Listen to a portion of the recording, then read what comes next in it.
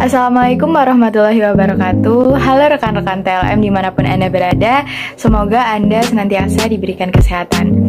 Baik, pada kesempatan kali ini saya Nabila Rizky Amalia akan menjelaskan mengenai materi tahapan praanalitik dalam pemeriksaan hematologi. Baik, kita awali dengan pengendalian mutu. Laboratorium klinik sebagai subsistem pelayanan kesehatan menempati posisi penting dalam diagnosis in vitro.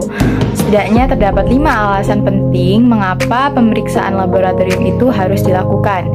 Yang pertama ada screening, lalu diagnosis, pemantauan progresivitas penyakit, monitor pengobatan, dan yang terakhir ada prognosis penyakit. Oleh karena itu, setiap laboratorium harus mampu memberikan hasil laboratorium yang teliti, cepat, dan tepat. Dalam proses pengendalian mutu laboratorium dikenal ada 3 tahapan penting, yaitu yang pertama ada praanalitik, lalu ada analitik, dan pasca analitik.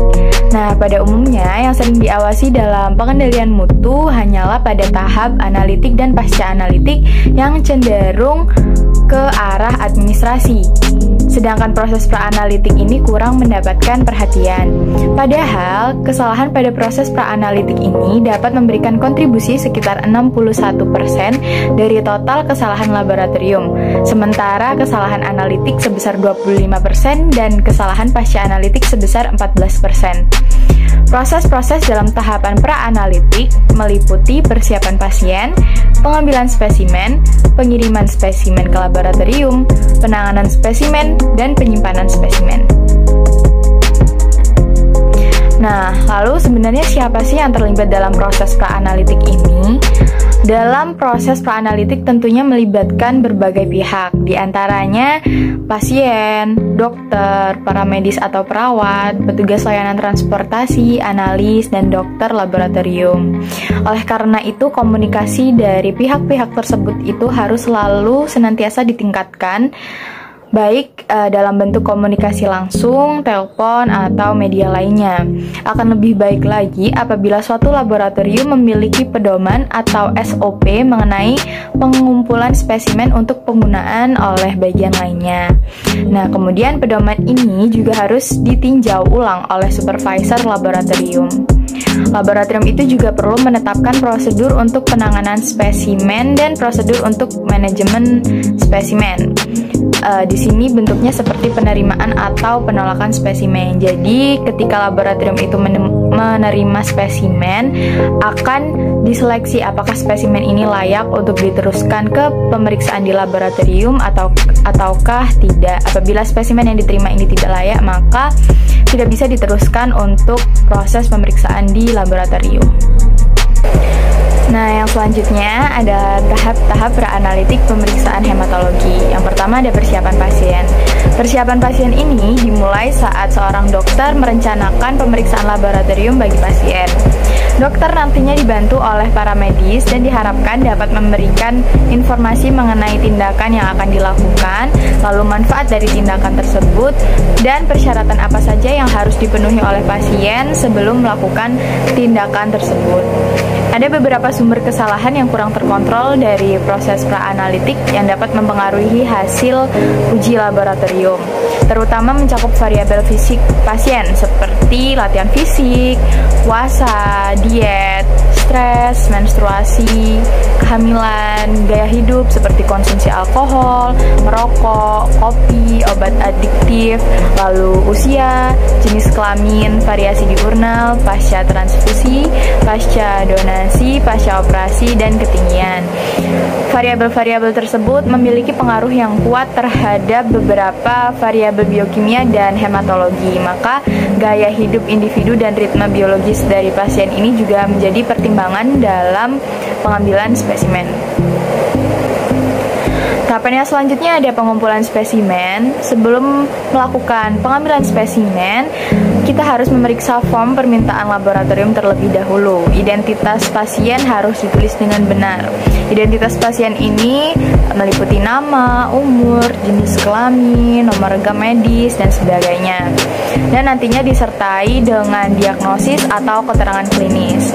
Kita juga harus memeriksa apakah identitas yang ditulis di form ini sesuai dengan pasien yang akan kita ambil spesimennya, yang akan kita tindak. Lalu kita harus menanyakan persiapan apa yang telah dilakukan oleh pasien, seperti apakah pasien tersebut diet atau puasa, lalu obat-obatan apa yang dikonsumsi, apakah pasien tersebut minum alkohol, merokok, dan sebagainya. Apabila pasien tersebut melakukan tindakan-tindakan yang saya sebutkan tadi, maka harus dicatat, yang nantinya catatan ini harus disertakan pada lembar hasil laboratorium. Spesimen yang akan diperiksa di laboratorium haruslah memenuhi persyaratan. Nah, persyaratannya apa saja? Yang pertama, jenisnya harus sesuai dengan jenis pemeriksaan.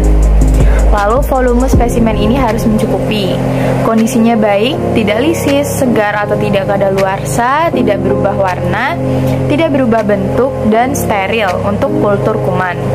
Pemakaian antikoagulan atau pengawet yang tepat, ditampung dalam wadah yang memenuhi syarat, identitas benar sesuai dengan data pasien. Maksudnya di sini adalah identitas pada sampel atau spesimen tersebut sesuai dengan data-data pasien. Tahapan yang selanjutnya yaitu pemberian identitas spesimen. Pemberian identitas spesimen ini meliputi pengisian formulir permintaan pemeriksaan lab dan pemberian label pada wadah sampel. Untuk spesimen yang beresiko tinggi atau agen infeksius, sebaiknya disertai dengan tanda khusus pada label dan formulir permintaan. Dalam pengisian surat pengantar atau formulir permintaan pemeriksaan lab, harus memuat secara lengkap tanggal permintaan, tanggal dan jam pengambilan spesimen, identitas pasien berupa nama, umur, jenis kelamin, alamat, termasuk dengan rekam medis pasien, lalu identitas pengirim, nama, alamat, dan nomor telepon, lalu nomor laboratorium, diagnosis atau keterangan klinik, obat-obatan apa yang telah diberikan dan lama pemberian obat, lalu pemeriksaan laboratorium yang diminta, jenis spesimen, lokasi pengambilan spesimen, volume spesimen, transfer media atau pengawet yang digunakan, nama pengambil spesimen, dan yang terakhir ada informed consent atau persetujuan tindakan medis. Tahapan setelah pemberian identitas spesimen yaitu pengolahan spesimen. Untuk pengolahan spesimen ini tergantung dengan jenis spesimennya. Untuk spesimen yang pertama yaitu darah atau whole blood. Darah yang diperoleh ditampung dalam tabung yang telah berisikan antikoagulan yang sesuai, kemudian dihomogenisasi dengan cara membolak-balikan tabung kira-kira 10 hingga 12 kali secara perlahan-lahan dan merata. Lalu untuk spesimen serum, biarkan darah membeku terlebih dahulu pada suhu kamar selama 20 hingga 30 menit, kemudian disentrifuge 3000 rpm selama 5 hingga 15 menit. Pemisahan serum dilakukan paling lambat dalam waktu 2 jam setelah pengambilan spesimen. Serum yang memenuhi syarat harus tidak kelihatan merah dan keruh atau lipemik. Lalu untuk spesimen plasma, darah EDTA atau sitrat dikocok secara perlahan-lahan, lalu pemisahan plasma ini dilakukan dalam waktu 2 jam setelah pengambilan spesimen. Plasma yang memenuhi syarat harus tidak kelihatan merah dan keruh atau lipemik. Tahapan yang selanjutnya yaitu penyimpanan spesimen. Spesimen yang sudah diambil harus segera diperiksa karena stabilitas spesimen dapat berubah. Faktor-faktor yang dapat mempengaruhi stabilitas spesimen antara lain terjadi kontaminasi oleh kuman dan bahan kimia, terjadi metabolisme oleh sel-sel hidup pada spesimen, terjadi penguapan, pengaruh suhu, dan terkena sinar matahari. Beberapa spesimen yang tidak langsung diperiksa dapat disimpan dengan memperhatikan jenis pemeriksaannya. Untuk persyaratan penyimpanan dari spesimen ini, yang pertama, penyimpanan sampel dilakukan jika pemeriksaan ditunda atau akan dikirim ke laboratorium lain. Lama penyimpanan harus memperhatikan jenis pemeriksaan, wadah, dan stabilitasnya. Hindari penyimpanan whole blood di refrigerator. Sampel yang dicairkan setelah dibekukan harus dibolak-balik beberapa kali dan terlarut sempurna. Hindari terjadinya busa. Simpan sampel untuk keperluan pemeriksaan konfirmasi atau pengulangan. Nah, yang selanjutnya ada beberapa cara penyimpanan spesimen. Yang pertama, disimpan pada suhu kamar. 2. Menyimpan sampel dalam lemari es dengan suhu 2 hingga 8 derajat Celcius.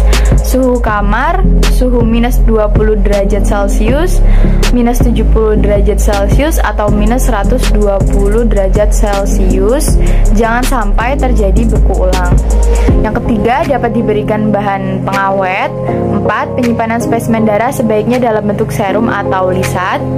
5. Untuk jenis pemeriksaan yang menggunakan sampel plasma atau serum, maka plasma atau serum dipisah terlebih dahulu, baru kemudian disimpan. 6. Memberi bahan pengawet pada sampel. 7. Menyimpan formulir permintaan laboratorium di tempat tersendiri. Selanjutnya ada pengiriman spesimen ke laboratorium. Spesimen yang telah dikumpulkan harus segera dikirim ke laboratorium. 1. Sebelum mengirim spesimen ke laboratorium, pastikan bahwa spesimen telah memenuhi persyaratan seperti yang tertera dalam persyaratan masing-masing pemeriksaan. Contohnya, waktu pengiriman jangan melampaui masa stabilitas spesimen. Tidak terkena sinar matahari langsung. Kemasan harus memenuhi syarat keamanan kerja laboratorium menggunakan wadah khusus, misalnya berupa kotak atau tas khusus yang terbuat dari bahan plastik, gabus atau styrofoam yang dapat ditutup rapat dan mudah dibawa, termasuk pemberian label yang bertuliskan bahan pemeriksaan infeksius atau bahan pemeriksaan berbahaya. Suhu pengiriman harus memenuhi syarat, penggunaan media transport yang tepat untuk pemeriksaan mikrobiologi. Kedua, apabila spesimen tidak memenuhi syarat agar diambil atau dikirim ulang. Yang ketiga, pengirim spesimen disertai formulir permintaan yang diisi data yang lengkap. Pastikan bahwa identitas pasien pada label dan formulir permintaan sudah sama. 4. Secepatnya spesimen dikirim ke laboratorium. Penundaan pengiriman spesimen ke laboratorium dapat dilakukan selambat-lambatnya 2 jam setelah pengambilan spesimen. Nah, demikian penjelasan dari materi tahap praanalitik dalam pemeriksaan hematologi yang dapat saya sampaikan. Apabila ada salah kata dan pengucapan yang kurang berkenan, saya mohon maaf yang sebesar-besarnya. Semoga penjelasan dari saya dapat bermanfaat dan memberikan wawasan baru kepada Anda semua. Sampai jumpa di video pembelajaran yang selanjutnya. Jangan lupa untuk selalu menjaga kesehatan dan wassalamualaikum warahmatullahi wabarakatuh.